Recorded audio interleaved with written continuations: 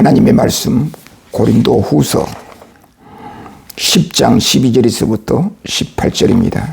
자기를 칭찬하는 어떤 자와 더불어 감히 짝하며 비교할 수 없노라. 그러나 그들이 자기로서 자기를 헤아리고 자기로서 자기를 비교하니 지혜가 없도다. 그러나 우리는 분수 이상의 자랑을 하지 않고 오직 하나님이 우리에게 나눠주신 그 범위의 한계를 따라 하노니 곧 너희에게까지 이른 것이라. 18절입니다. 17절. 자랑하는 자는 주 안에서 자랑할지니라. 옳다 인정함을 받는 자는 자기를 칭찬하는 자가 아니요 오직 주께서 칭찬하시는 자니라. 아멘. 자, 오늘 우리가 계속해서 고린도 후서를 살펴보고 있는데 오늘은 고린도 후서 10장 12절에서부터 18절까지의 말씀을 통해서 자기 성찰의 기준과 근거란 제목으로 함께 말씀을 살펴보도록 하겠습니다. 하나님의 말씀이라고 하는 것은 우리 하나님께서 우리에게 전달해 주시는 말씀입니다. 그런데 여러분, 하나님은 우리 눈에 보이지 않지 않습니까? 그 하나님께서 우리에게 말씀해 주셨다는 사실을 뭘로 입증합니까? 우리 하나님께서 우리에게 말씀하실 때 어떠한 방식으로 말씀하십니까? 자, 하나님께서 누구를 통해서 하나님의 말씀을 전달했다고 한다면 그걸 어떻게 믿을 수가 있겠느냐 그 말입니다. 자, 어느 누군가가 나에게 찾아와 가지고 어제 내가 밤에 기도하는 중에 하나님이 저에게 음성을 통하여 말씀해 주셨습니다. 이 이야기를 전달해 달라고 나에게 음성으로 지시해 주셨습니다. 그래서 내가 오늘 당신에게 하나님의 말씀을 전합니다. 자, 이런 이야기를 우리가 들을 때에 겁을 먹죠. 자, 그 사람이 나에게 하나님이 자기에게 말씀을 주셔서 나에게 전달해 준다고 하니 그 말씀이 무서운 거예요. 그래서 우리들은 그런 이야기에 두려움을 느낍니다. 자, 이런 방식으로 하나님의 말씀을 전달하는 자들이 오늘 우리 주변에 많이 있습니다. 소위 주의 종이라고 하는 자들이 하나님의 말씀을 받았노라고. 하나님의 말씀을 받아서 지금 내가 전하노라고. 그러면 사람들은 그 사람이 권위가 있어 보여요. 이걸 오늘날 직통계시 이단이라. 이단이라는 말이 뭡니까? 성경 정통 교리와 다르다. 다르다라는 의미가 곧 이단이다. 그런 이야기죠. 직통계시자, 직통으로 하나님이 나에게 전달해 주었고 하나님이 나에게 전달해 준 말씀을 내가 당신에게 전합니다. 이게 뭡니까? 직통계시자예요. 자기가 직통으로 하나님 앞에 계시를 받아서 우리에게 전해 준다는 이야기죠. 이걸 우리들은 이단이다, 그렇게 말합니다. 자, 하나님께서 사람을 통해서 특별한 사람을 선택하셔서 그 사람들로 하여금 우리에게 하나님의 말씀을 전달해 주셨다. 그렇게 이야기하거든요. 그럼 우리에게 전달해 준 그 사람이 하나님 앞에 받았다는 사실, 하나님으로부터 말씀을 받았다는 사실을 뭘로 입증할 거예요? 입증해내야 되거든요. 그래서 2000년 세계 교회 정통교회는 하나님이 어떤 사람들을 통해서 당신의 말씀을 우리 인간에게 전달해 주었는가라고 하는 사실을 입증하고 정리해 왔습니다. 그런 문제로 많은 논쟁을 통해서 싸워왔고요. 그래서 오늘 우리들에게는 정확한 교리가 정립된 게 아니겠습니까? 자, 우리 기독교는 우리 하나님께서 선지자들과 사도들을 통해서 우리에게 전달해 주셨다. 그렇게 믿습니다. 사도들과 선지자들은 여호와 하나님께서 주의 영이 내 입에 하나님의 말씀을 주심으로 내가 하나님의 말씀을 전달했다. 전달받은 사도들과 선지자들은 그걸 기록으로 남겼단 말이에요. 그게 성경이라는 거죠. 성경은 하나님의 말씀인데, 하나님의 말씀이란 하나님께서 사도들과 선지자들과 사도들에게, 선지자 이전에 하나님으로부터 선택받은 족장들이 있었죠. 인물들이 있었죠. 여러 인물들과 선지자들과 사도들을 통하여 우리에게 하나님의 말씀을 전달해 주셨다. 언제부터 언제까지? 주전 1500년 전, 창세기가 기록된 주전 1500년 전에, 그리고 주후 요한계시록이 마무리될 때가 주후 약 100년이거든요. 약 주후 100년까지. 이 전체 기간을 하나님의 계시 시대라 해가지고 약 1600년 정도 그 기간 동안에 하나님께서 계시를 주셨고, 계시를 받은 여러 족장들, 인물들, 선지자들, 사도들이 받아서 기록한 내용을 오늘 우리들에게 전달해 주는데, 그게 바로 66권 성경이라는 거예요. 자, 구약 성경은 우리 하나님께서 장차 하나님의 아들이신 예수 그리스도를 통하여 우리를 구원하실 것에 대한 예언과 약속이 구약 성경에 기록되었고요. 신약 성경 마태복음에서부터 요한계시록까지는 그 하나님의 약속이, 예수 그리스도를 통한 하나님의 구약의 약속이 신약 성경에서 예수 그리스도를 통하여 성취되었다. 이것이 신구약 성경 66권이 우리에게 말씀해 주고 있는 핵심 내용이에요. 그래서 사도들은 자기가 연구해서 전하는 것이 아니라 조상들로부터 혹은 자기 선생으로부터 전달받은 어떤 전통에 의해서 앵무새처럼 전하는 것이 아니라 예수 그리스도의 계시, 예수 그리스도를 통한 하나님의 구원과 하나님의 계시를 성령의 강권적인 역사로 말미암아 전달받은 사도들이 구약에 예언된 하나님의 구원자, 약속으로 구원된 그 예언자 메시아, 하나님의 아들은 누구냐? 바로 예수 그리스도이시다. 예수 그리스도만이 유일한 우리의 구원자요, 예수 그리스도를 통한 하나님의 계시를 우리는 전달받아야 된다. 예수 그리스도를 통하지 않는 하나님의 구원과 계시와 영생은 의미가 없다. 진리가 아니다. 따라서 우리 기독교라고 하는 것은 뭡니까? 우리 교회를 기독교라고 하죠. 우리나라에서 기독교를 광범위 포괄적으로 기독교라고 했을 때는 가톨릭과 개신교를 기독교로 말하죠. 기독교라고 말하죠. 여러분, 기독교는, 그리스도교는 하나님을 믿되 초월하신 하나님을 믿고 그 하나님에게서 구원을 받는다. 문제는 그 하나님에게 어떻게 구원을 받고, 하나님으로부터 어떻게 구원을 받고 우리가 그분을 믿을 것인가. 거기에서 답변은 예수 그리스도를 통해서 하나님을 믿는다. 그래야만 거기에 구원이 발생한다.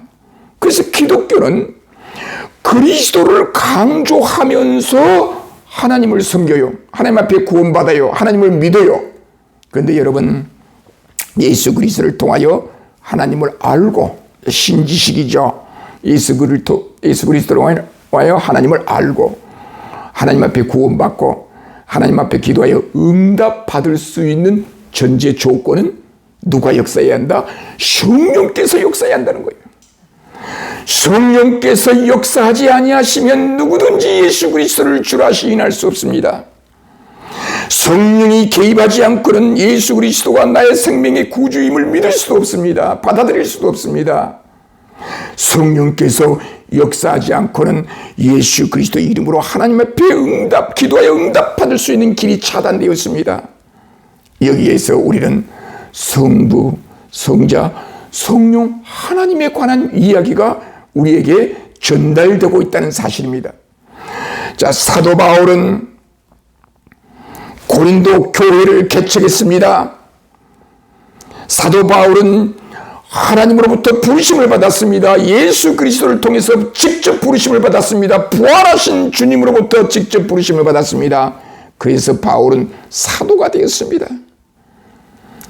사도로서 예수 그리스도의 복음을 증거했습니다. 어느 지역에 가든지 헐벗고 굶주림 속에서 고난 중에서도 예수 그리스도의 생명의 복음의 말씀을 전했습니다. 그래서 교회를 세웠습니다. 그래서 고린도 교회가 세워졌습니다. 자, 고린도 교회를 세우고 고린도 교회를 떠나 나왔습니다. 지금 에베소에서 있습니다. 그래서 고린도 교회에 편지를 합니다. 계속해서 우리는 고린도 전서와 고린도 후서를 우리가 살펴보면서 사도 바울의 인간적인 면, 그리고 그가 어떻게 하나님으로부터 계시를 받았는가, 어떻게 해서 그 계시가 우리에게 생명으로 다가오는가. 그래서 고린도 전서와 고린도 후서를 통해서 우리는 다른 이야기 할 필요가 없어요. 바울이 전 생애를 걸어 증거했던 그 복음이 고린도 전서와 고린도 후서에 어떻게 등장하고 있는가, 기록되고 있는가, 이걸 우리는 살펴야 한다는 겁니다. 이 복음을 잘못 이해한 자들은 다른 복음을 전합니다. 성경과 다른 복음을 전합니다. 사도 바울이 증거한 그 복음이 아닌 변질된 복음을 증거합니다. 그것을 사도 바울은 갈라디아서 1장에서 그건 하나님의 저주를 받는다. 비록 천사라 할지라도 바른 복음을 전하지 아니하면 하나님의 저주를 받는다. 얼마나 무서운 이야기입니까?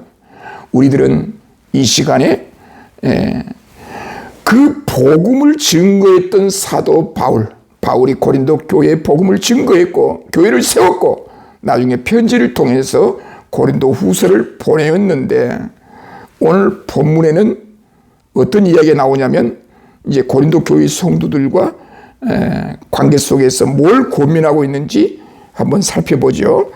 12절에 볼까요? 우리는 자기를 칭찬하는 어떤 자와 더불어 감히 짝하며 비교할 수 없노라. 그러나 그들이 자기로서 자기를 헤아리고 자기로서 자기를 비교하니 지혜가 없도다. 이 12절 말씀은 우리 그리스도인들에게 성령의 능력으로 예수 그리스도를 통해 하나님께 구원을 받은 우리 그리스도인들이 이 세상에서 교회를 섬길 때 우리가 살아생전에 어떤 생각과 어떤 사고방식과 어떤 행동으로 살아가야 될 것인지를 말씀을 통해서 우리에게 권면해 주겠다는 거예요. 권면해 주고 있다는 거예요. 자, 12절 말씀에서 저는 이런 제목을 잡아봤어요. 오늘 설교 본문인, 설교 제목인 자기 성찰의 기준과 근거라, 이런 제목을 한번 설정해 보았습니다. 여러분, 여기 자기 성찰, 자기 반성, 자기를 돌아보는 거예요. 자기를 돌아보는 거예요.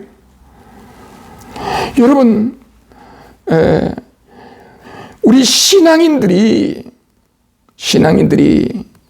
자기 자신을 늘 돌아봐야 합니다. 자기 자신을 반성해야 합니다. 이걸 자기 성찰이라고 하죠. 자기 반성 능력이 있어야 돼요. 자기가 자신을 반성할 수 있는, 성찰할 수 있는 능력이 있어야 돼요. 자기가 자기를 반성하고 자기가 자신을 성찰할 때 어떤 기준에 의해서, 어떤 근거에 의해서 자기 성찰을 해야 되고 자기 반성을 해야 되는가? 이것이 중요하지요. 기준과 근거지요.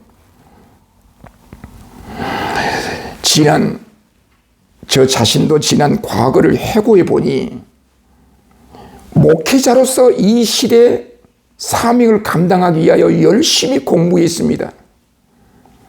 이렇게 열심히 공부를 하게 되면 나에게 이런 혜택과 이득이 돌아올 것이라고 하는 그런 생각으로 공부하는 것이 아니라 정말 주의 종으로 이 땅에서 마지막 인생의 삶을 살면서 하나님의 복음을 바르게 증거하기 위해서 배워야 하겠다. 그 인간은 부족하잖아요. 하나님 앞에서 부족하잖아요. 나는 열심히 공부하지 아니하면 안 되는 내 자신을 발견한 거예요. 내 인간을 이해한 거예요. 인간은 늘 노력해야 돼요. 노력해야 한다는 말이 뭡니까? 나는 노력하지 않아도 대단한 사람이야? 그건 교만이죠. 나는 열심히 공부하지 않고 노력하지 않으면 안 되는 인간의 존재다. 그러면서 성령의 능력으로 예수 그리스도의 복음을 내 가슴에 안고 열심히 하나님 앞에서 실수하지 않기 위하여 공부하는 거예요. 그래서 과거에 20년 동안 공부를 했습니다. 공부를 하게 되면 그 학문적인 과정에서 논문을 쓰죠. 박사학위 논문 3개를 썼고 석사학위 논문을 3개를 썼습니다. 논문을 쓸 때 항상 핵심적으로 등장한 용어가 연구 대상과 근거입니다. 근거. 논문을 쓸 때마다 지도 교수는 이렇게 질문합니다. 소절 목사님은 이 논문 주제로 이 논문을 쓰고 있는데 이 논문의 연구 대상은 뭐고 뭘 연구하고 있습니까? 첫째 질문이에요. 이 논문을 통해서 뭘 드러내려고 합니까? 연구 대상이 뭡니까? 그 첫째 질문이에요. 두 번째, 자, 당신이 소절 목사님이 이런 주제로 논문을 쓰겠다고 하는 건 좋습니다. 그러면 그 주제를 어떠한 방법에 의해서 그 논지를 이끌어 가시렵니까? 어떤 논지에 의해서 이 연구 대상을 연구하셨습니까? 여러분, 자연과학에서는 실험과 관찰이라고 하는 방식을 통해서 연구 대상을 접근하죠. 실험 관찰이라는 방법이에요. 그러나 인문학에서는 실험 관찰이 아니라 어떤 문헌에 의해서 어떤 근거를 제시해야 되겠죠. 자, 지도 교수가 3번째 질문합니다. 좋습니다. 당신이 이러한 방법에 의하여 이 주제로 연구를 하는데 근거가 무엇입니까? 어디에서 근거를 가져왔습니까? 내 주장만을 쓰게 되면은 그건 학문이 아니죠. 자, 당신의 주장은 뭡니까? 그 주장을 뒷받침할 수 있는 근거는 뭡니까? 근거입니다. 근거. 내 주장의 근거. 그 근거와 기준이 뭐냐 그 말이에요. 대단히 중요합니다. 학문에서는 이게 생명이에요. 생명. 그래서 여러분, 학자들에게서 공통적으로 나타난 특징은요, 박사학위가 있다고 해서 위대한 게 아니라 박사학위를 가진 분들은 이 3가지 원칙, 주장의 근거가 무엇인가 근거를 찾아 헤매는 거예요. 그 근거를 찾아 전 생애를 통해서 고민하는 거예요. 내가 이런 주장을 가지고 있는데 이 주장의 근거를 어디서 가지고 와야 그 말이에요. 내가 내 자신을 성찰하고 내가 내 자신을 반성할 때 기준은 뭐냐 그 말이에요. 근거는 뭐냐 그 말이에요. 자, 우리 부모님들이 어린 자녀들에게 너 그런 식으로 공부하면 안 된다. 너 열심히 공부해라. 누구를 봐라? 아무개집 애를 봐라. 그 아무개집 애가 근거가 되는 거예요. 기준이 되는 거예요. 아니, 세상에 자기 자녀에게 열심히 공부하라 했을 때 그 기준을 어디서 가져오냐면 이웃집 그 친구에게서 가져와요. 자기 아들보다 공부를 더 잘하는 친구에게서 그 기준을 가지고 와요. 근거를 가지고 와요. 이게 말이 됩니까? 적어도 왜 그걸 열심히 공부해야 되는가? 그 기준과 근거는 성경에서 가지고 와야지요.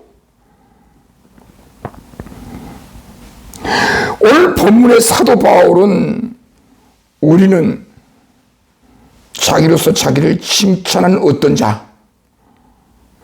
여러분, 내가 나를 칭찬하면 되겠느냐 그 말이에요. 그 기준이 내가 나에게 기준을 삼는 거예요. 나를 기준으로 삼아 내가 나를 칭찬하는 거예요.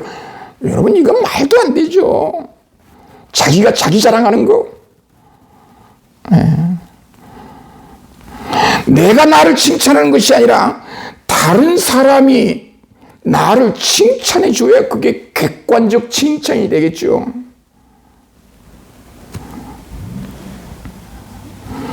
그런데 그들은, 어떤 자들은 자기로서 자기를 헤아리고 자기로서 자기를 비교해요. 내가 기준으로 하여 비교하여 기준을 삼고 있는 그 대상이 자기가 되어버려요. 우리 기독교 철학에서 이거 아주 중요하죠. 사람들이 만들어 놓은 어떤 기준과 표준에 따라 자기를 평가하고 비교하면 지혜가 있다 없다? 없다는 거예요. 사도 바울은 고린도 교회 성도들에게 자기의 정체성을 위하여 자기가 자기를 칭찬하려고 하는 그런 생각을 버리고 항상 우리 자신은 사람들처럼 자기가 만들어 놓은 기준과 근거에 의해서 자기를 판단하고 성찰하고 반성하는 것이 아니라 오직 예수 그리스도의 십자가 복음에서 자기 자신을 반성하고 자기 자신을 성찰하라 그거예요. 자, 여기 새한글 번역에서는 이렇게 이야기하네요. 이렇게 이 본문을 번역했어요. 우리 자신들을 스스로 내세우는 어떤 사람들과 같은 부류에 두거나, 12절을 새한글 번역 성서공회에서 최근에 새로운 번역 성경이 하나 나왔죠. 새한글 번역 성경이 이렇게 번역해요. 사람들과 같은 부류에 두거나 그들과 비교할 생각이 털끝만큼도 없습니다. 그러나 그들은 자기들을 기준으로 자기들을 재어보고 자기네끼리 서로 비교하고 있으니 깨닫지 못합니다. 자기들이 기준이 되는 거예요. 자기들이 재어보고 자기네들이 서로 비교하는 거예요. 비교의 대상이 세상적이고 사람인데 그 기준이 나의 인생의 생명의 삶의 기준은 될 수 없다는 거죠. 13절에 그나마 반대로 사도 바울은 어떻게 했다는 거예요. 13절에 그러나 세상 사람들은 자기로서 자기를 판단하고 비교하고 판단하는데 그러나 나는 어떻게 했다는 거예요. 우리는 어떻게 했다는 거예요. 바울이 13절에 그러나 우리는 분수 이상의 자랑을 하지 않고 오직 하나님이 우리에게 나누어 주신 그 범위의 한계를 따라 하노니 곧 너희에게까지 이른 것이라.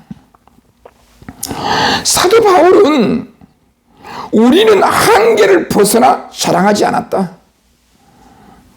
내가 나를 비교해서 세상적이 만들어놓은 표준과 그 기준에 의해서 우리를 판단하고 자랑한 것이 아니라 어떤 한계를 벗어나 자랑하지 않았다. 하나님이 우리에게 나누어 맡기신 활동 영역의 한계에 맞추어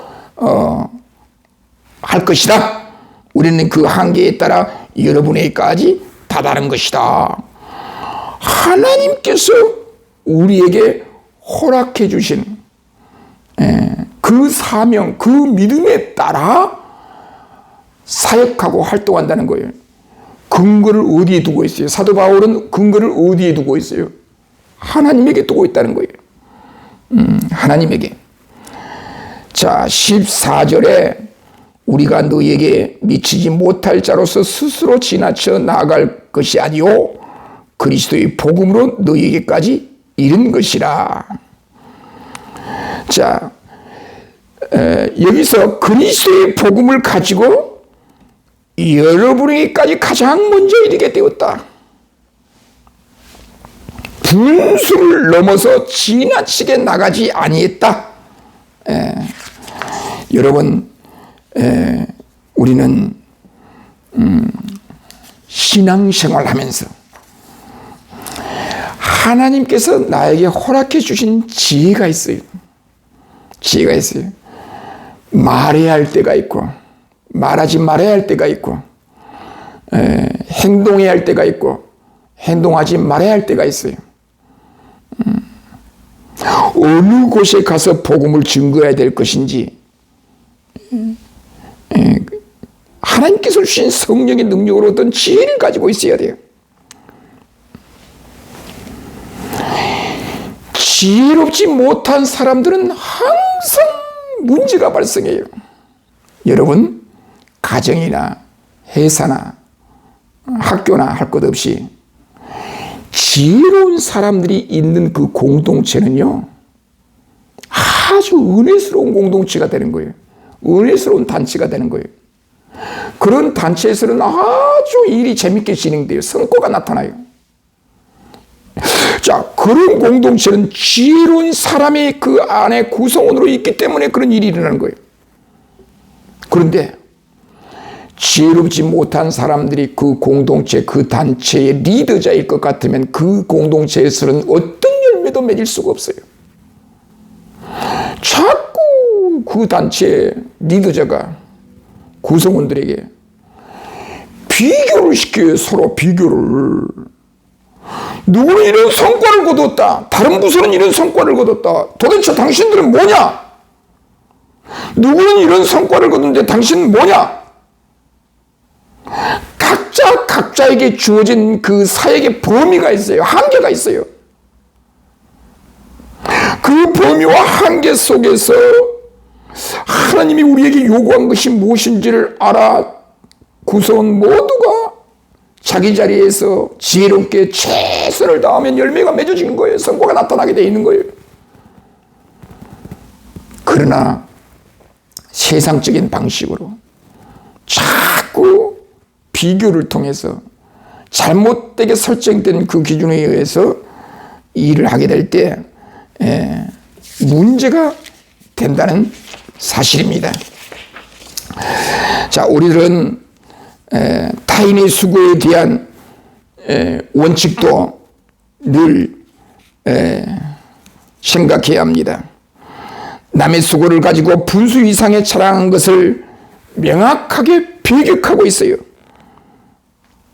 다른 사람이 거룩한 성과를 자신의 것처럼 내세우는 기회주의자의 태도도 비판하고 있어요. 자, 14절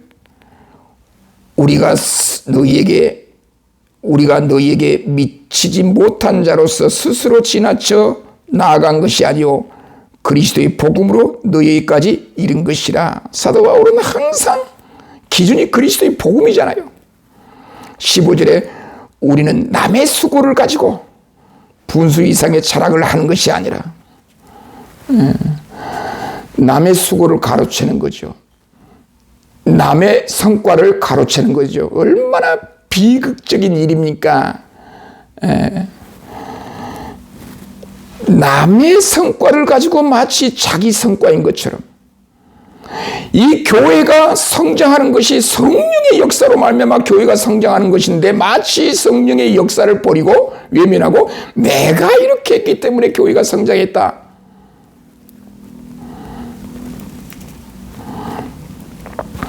믿음이 자랄수록 자신의 규범이 더욱 자신의 활동이 풍성해지기를 바라는 그런 바울의 심정입니다. 예부의 성과를 탈취하는 것이 아니라 자신들의 사역을 통해 일어난 내적 성장이 자연스럽게 사역의 직영 확장으로 이어지기를 기대하는 그런 성장 모델을 보여주고 있습니다.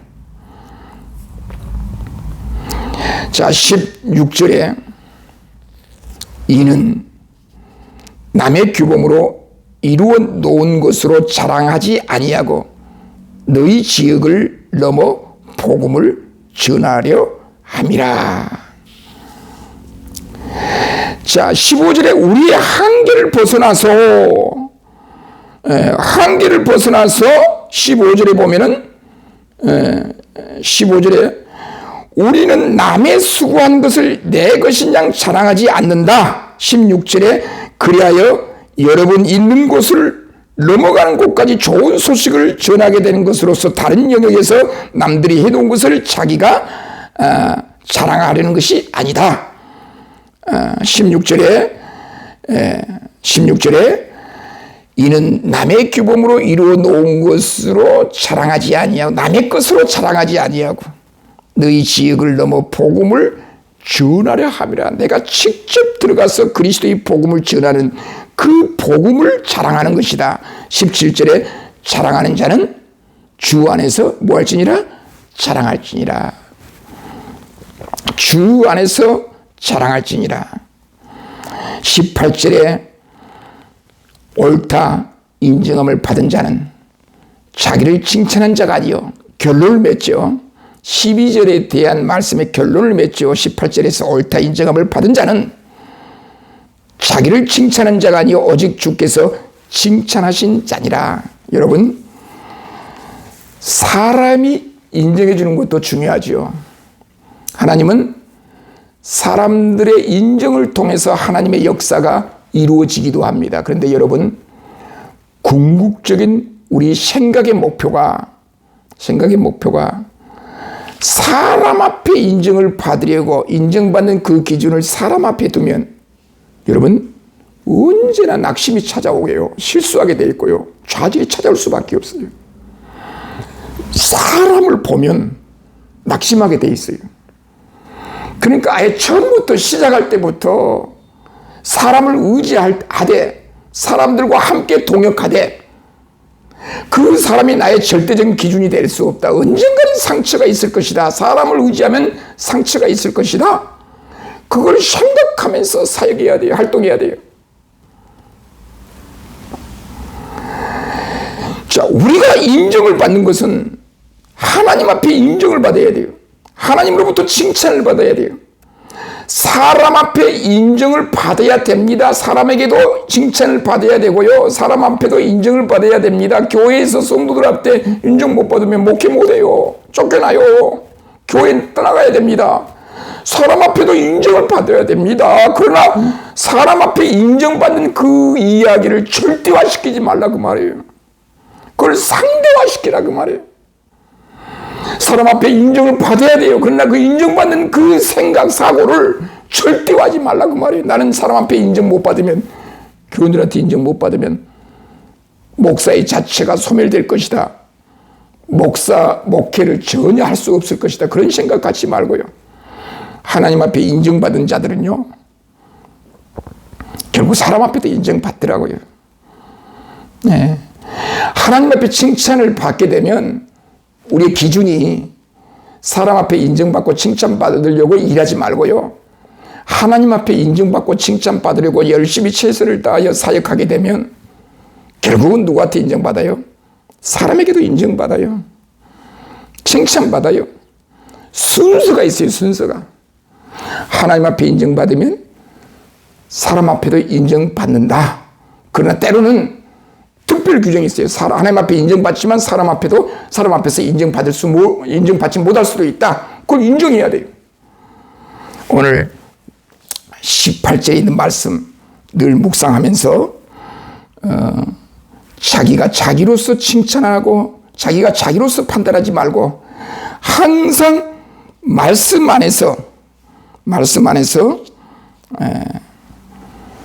진정한 복음의 증거자로서 말씀 안에서 최선을 다하면 우리 하나님께서 도와주시고 인도해 주신다는 사실입니다. 오늘 본 말씀을 통해서 우리 자신을 다시 돌아보면서 이 말씀을 여러분 꼭 묵상하십시오.